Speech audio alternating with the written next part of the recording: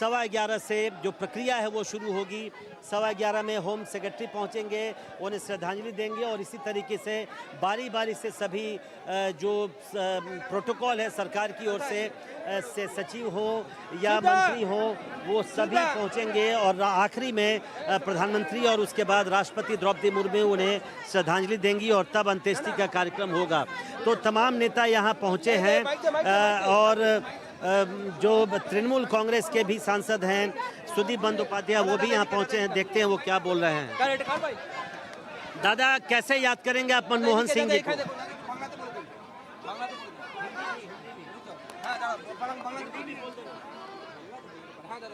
মনমোহন সিংজি এমন একজন ব্যক্তি প্রমাণিত হচ্ছে যে সারা ভারতবর্ষের এমন কোনো মানুষ নেই যাকে শ্রদ্ধা করতেন না।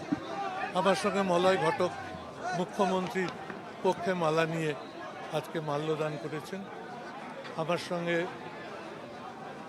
সোনিয়া গান্ধী, মল্লিকার্জুন খার্গে, রাহুল গান্ধী সকলের সঙ্গে সাক্ষাৎ হয়েছে আমাদের। মনমোহন সিংজির সময় আমি নিজেও মন্ত্রী ছিলাম, সুতরাং তার দক্ষতা, তার পারদর্শিতা, তার যে কাজ করবার অভূতপূর্ব এক নিজস্ব কায়দা, এ সব কিছুকে দেশের মানুষ আবার নতুন করে মনে পড়ছে। এটা আমাদের ভালো লাগছে। আগামী প্রজন্মের কাছে উনি একটা तो ये आप सीधी तस्वीरें इस वक्त देख रहे हैं 24 अकबर रोड कांग्रेस मुख्यालय। वहाँ से डॉक्टर मनमोहन सिंह का जो पार्थिव शरीर है वो अब निकल रहा है अपने अंतिम यात्रा की ओर। अब डॉक्टर सिंह का ये पार्थिव शरीर यहाँ से सीधा निगमबोध घाट ले जाया जाएगा। राजीव रंजन हमारे सहयोगी हमारे साथ जुड़ रहे हैं। राजीव, ये पूरा जो यात्रा अब निकल पड़ी है किस रूट से होती भी जाएगी और 11:15 बजे का वक्त बताया जा रहा है, पूरे राजकीय सम्मान के साथ डॉक्टर सिंह को अंतिम विदाई दी जाएगी? बिल्कुल आपने सही कहा। डॉक्टर मनमोहन सिंह का जो पार्थिव शव आप देख सकती हैं कि कांग्रेस हेडक्वार्टर से बाहर निकल गया है और जो सेना का जो वाहन है जिसको गन कैरेज कहा जाता है उस पर उनका अंतिम शव रखा जा रहा है। और पीछे जो आप ब्लैक कलर की गाड़ी देख रही होंगी उसमें जो है डॉक्टर मनमोहन सिंह के जो परिवार के लोग हैं वो उसमें मौजूद है, उनकी बेटी मौजूद है, उनकी पत्नी मौजूद है। और यहाँ से जो है ये जो सेना का जो गन कैरेज वाहन जो है ये निगमबोध जाएगा। और इसके रूट की बात करें तो यहाँ से जनपथ, इंडिया गेट राउंड, अबाउट तिलक मार्ग, ITO रिंग रोड होते हुए निगमबोध घाट तक पहुँचेगा। और 11:15 बजे के आसपास जो है वहाँ पर जो है अंतिम संस्कार होगा। यहाँ देख सकते हैं कि कांग्रेस के कार्यकर्ता जो हैं सैकड़ों की तादाद में पहुंचे हुए हैं। तमाम जो कांग्रेस के बड़े नेता की बात करें सब लोग यहाँ पहुंचे हुए हैं। मल्लिकार्जुन खड़गे यहाँ पहुंचे हुए हैं और राहुल गांधी पहुंचे हुए हैं, सोनिया गांधी यहाँ पहुंचे। तो क्या खास क्या आम जो कांग्रेस के तमाम नेता यहाँ पहुंचे हुए हैं।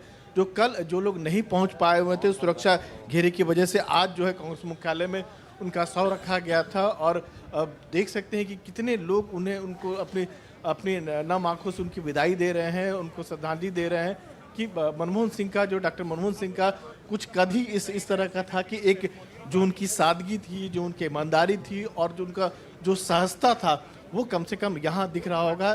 कि आप देखिए पूरा जो सेना के वाहन में ये सारा जो है सब लोग होते हुए निगमबोध घाट पहुँचेंगे और वहाँ पर जो है राइफल की उन्हें सलामी दी जाएगी।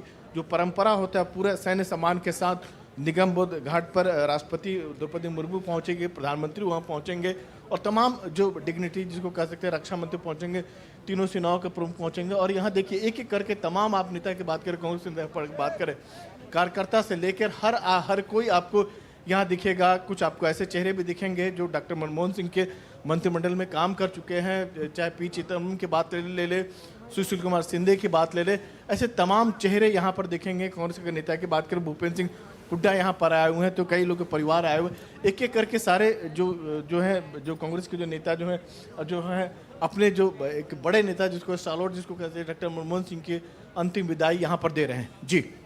जी राजीव, आप हमारे साथ बने रहे। हमारे साथ स्टूडियो में दो खास मेहमान भी जुड़ गए हैं, दो वरिष्ठ पत्रकार। अरविंद मोहन जी हमारे साथ हैं, साथ ही वरिष्ठ पत्रकार रेणु मित्तल जी भी हमारे साथ है। रेणु जी, यहाँ पर हम तस्वीरों में देख रहे हैं पूरा जिस तरह से अंतिम यात्रा अब निकल रही है डॉक्टर सिंह की। एक बड़ी क्षति है कांग्रेस के लिए, देश के लिए भी। एक ऐसा नेता जो अपनी सादगी के लिए जाना जाता था, अर्थशास्त्र में महारत जिसकी थी, और हाल फिलहाल तक राज्यसभा में मेंबर एक काफ़ी एक्टिव वो रहे हैं। हाँ बिल्कुल, अभी इसी साल, अभी तो हम दिसंबर में ही हैं, इसी साल अप्रैल में वो रिटायर हुए हैं। 5 टर्म उनकी राज्यसभा में रही और उनका कंट्रीब्यूशन जो था वो इकोनॉमिक भी था, पॉलिटिकल भी था। तो ये जो जिस तरह से उन्होंने सरकार चलाई 10 साल, उसमें जो उन्होंने एक यार्ड स्टिक सेट किया ईमानदारी का, खुद के पर्सनल जो उनकी क्रेडिबिलिटी थी, उनकी ईमानदारी थी, और जिस तरह से वो हर वर्कर हो या लीडर हो या पत्रकार हो या जो भी लोग हों, उनके पास, हर किसी के पास एक कहानी है डॉक्टर मनमोहन सिंह के बारे में कहने के लिए, क्योंकि बहुत सालों से वो एक्टिव थे पॉलिटिक्स में। मुझे याद है नरसिम्हा राव के टाइम में जब वो फाइनेंस मिनिस्टर बने थे, तो जो आंध्रा के एमपीज़ थे वो बड़े नाराज़ रहते थे डॉक्टर मनमोहन सिंह से, क्योंकि उनका रिफॉर्म्स का प्रोसेस शुरू हो गया था। और उस टाइम जो है आपने देखा कि वो फूड सब्सिडी हटाई, फर्टिलाइज़र सब्सिडी हटाई।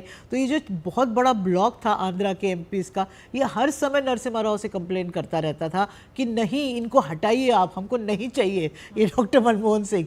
तो पीवी नरसिम्हा राव इनको अलग से बुला के उनसे बात करते थे। एक सेकंड के लिए रोकेंगे, यहाँ पर नवजोत सिंह सिद्धू को सुन लेते हैं। बड़ा दिल होना चाहिए, लेकिन अगर शरीर 100 किलो का हो और दिल चिड़िया का हो, फिर ऐसा होता है। Thank you. आपको लगता है तो नवजोत सिंह सिद्धू, इनका एक बयान भी काफ़ी वायरल हो रहा है। एक वक्त में उन्होंने डॉक्टर सिंह के सामने ही कहा था कि आप सरदार भी हैं, असरदार भी हैं, और उसके बाद खिलखिलाकर डॉक्टर सिंह हंसे थे। और वो जो मुस्कान, बच्चे वाली मुस्कान थी जी, आप उनके व्यक्तित्व का जिक्र कर रही थी। हाँ, तो उस टाइम जो है वो सीपीपी की जब मीटिंग होती थी तो नरसिम्हा राव को ग्रीट किया जाता था, लीडर थे वो, और बाकी उसके बाद जो आंध्रा के एमपी शुरू हो जाते थे फिर वो बंद ही नहीं होते थे। तो उन्होंने कहा आप किसी भी कीमत पे इनको हटाइए। तो ये एक प्रोसेस था कि जो रिफॉर्म शुरू हुए, इकोनॉमिक रिफॉर्म्स, जिसका आज हम बेस देख रहे हैं, जो 5 ट्रिलियन इकोनॉमी की बात हो रही है, उसका बेस वहीं से शुरू हुआ था। मैं तो उससे और आगे जाऊंगी और कहूंगी कि राजीव गांधी के टाइम पे जो कंप्यूटराइजेशन शुरू हुआ, जिस तरह से लाइसेंस राज को हटाने की कोशिश हुई, और उस प्रोसेस को फिर वो रुका ही नहीं, वो चलता चला गया। और वर्ल्ड लीडर्स, ओबामा ने कहा कि जब मनमोहन सिंह बोलते हैं तो दुनिया सुनती है। उनके बहुत सारे एस्पेक्ट्स थे। एक बात जो बहुत लोग नहीं बोल रहे हैं कि उनको पाकिस्तान में बहुत इंटरेस्ट था, पाकिस्तान से वो बहुत अच्छे रिलेशंस चाहते थे। और जब वो नवाज शरीफ से मिले तो बीजेपी का बहुत ज़्यादा क्रिटिसिज्म आया, कांग्रेस पार्टी थोड़ी घबरा गई। उन्होंने डॉक्टर मनमोहन सिंह को उस तरह बैक नहीं किया जिस तरह से करना चाहिए था।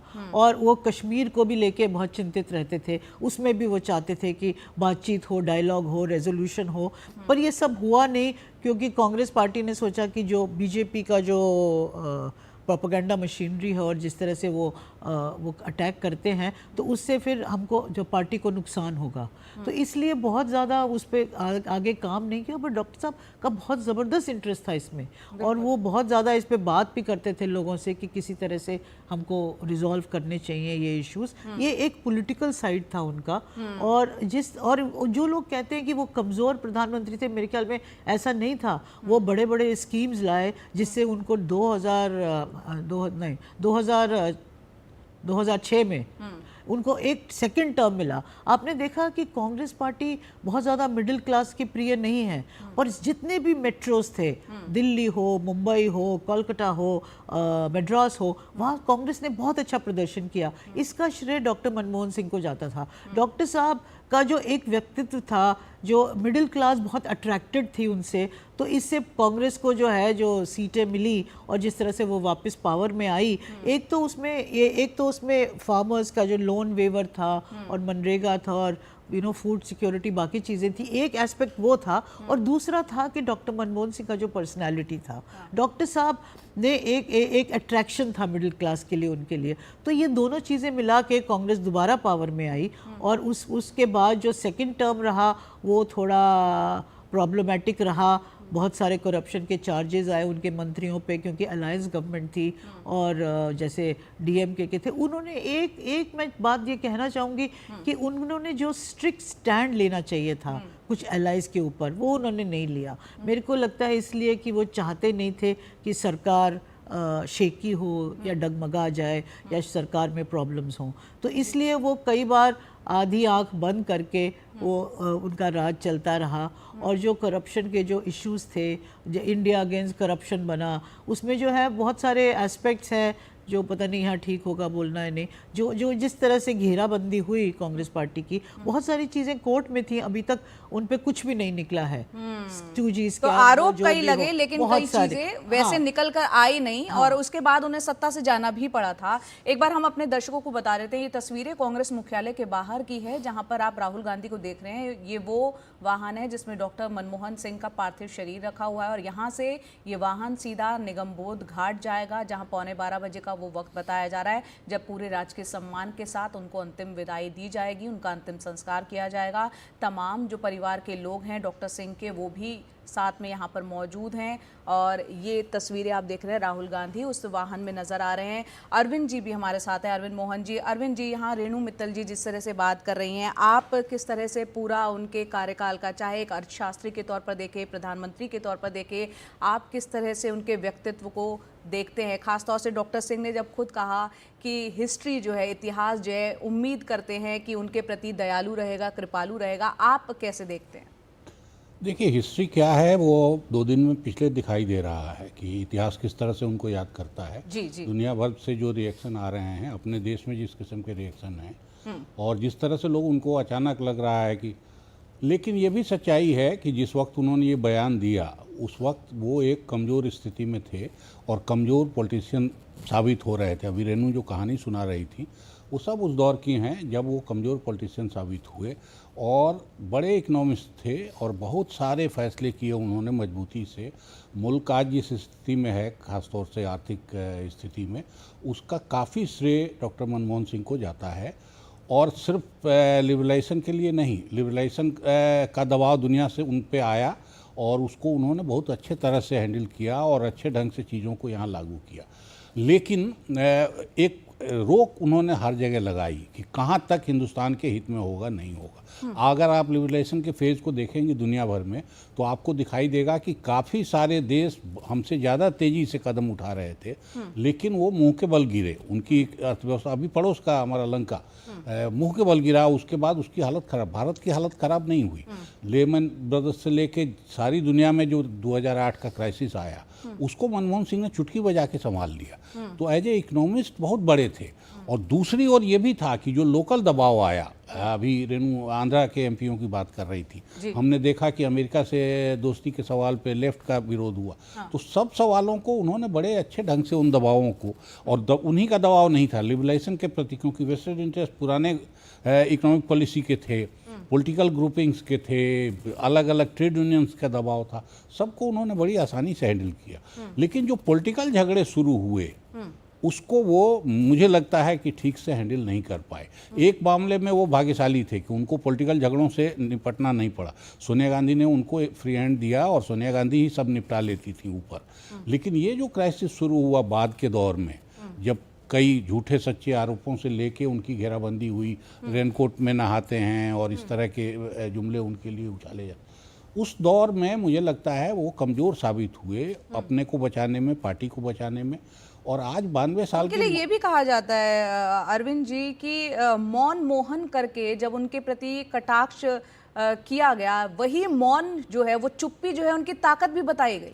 नहीं, ताकत का नतीजा आप देखिए ना, ताकत का नतीजा ये हुआ कि खुद चुनाव हारे, कांग्रेस हार गई, आज तक कांग्रेस वापस नहीं आई। फिर उसके बाद और जो लोग सत्ता में आए उन्होंने जो बातें कही और जो वायदे किए और जिस किस्म के आरोप लगे, अब मनमोहन सिंह के अपने जो प्रेस एडवाइज़र हैं वो महाराज बाहर निकल के क्या किताब लिख रहे हैं, उनके साथ के लोग सीएजी के हेड जो हैं वो क्या क्या आरोप लगाते रहे और उन आरोपों से सरकार को और पार्टी को और मुल्क को, मैं कहूँगा, क्या क्या क्षति हुई, इन चीज़ों का भी मूल्यांकन होना चाहिए। और ये अगर मनमोहन सिंह नहीं कर पाए कि अपना प्रेस एडवाइज़र भी ठीक से अपॉइंट करें ऐसे आदमी को, भरोसे के आदमी को, तो ये कहीं ना कहीं उनके लिए कमजोरी के निशान है।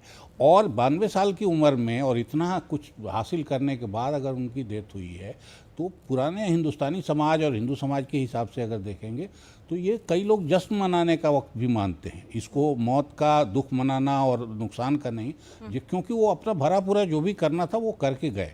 लेकिन हमने देखा है कि उनका जो आखिरी दौर है वो उनके लिए भी कमजोरी का साबित हुआ, फिजिकल छोड़ दीजिए उनके अपने, और पार्टी के लिए भी, मुल्क के लिए भी, क्योंकि उसके बाद जो चेंजेज हुए हैं उनका मूल्यांकन अभी होना है। और उसमें रेणु जी, जैसा कि आपने अभी जिक्र किया, आज हम थर्ड लार्जेस्ट इकोनॉमी का लक्ष्य अपने सामने रखते हैं, तो उसकी नींव जो है बतौर अर्थशास्त्री डॉक्टर सिंह ने कहीं रखी थी उस दौरान? बिल्कुल बिल्कुल, इसमें कोई शक ही नहीं है। डॉक्टर सिंह उसके आर्किटेक्ट थे।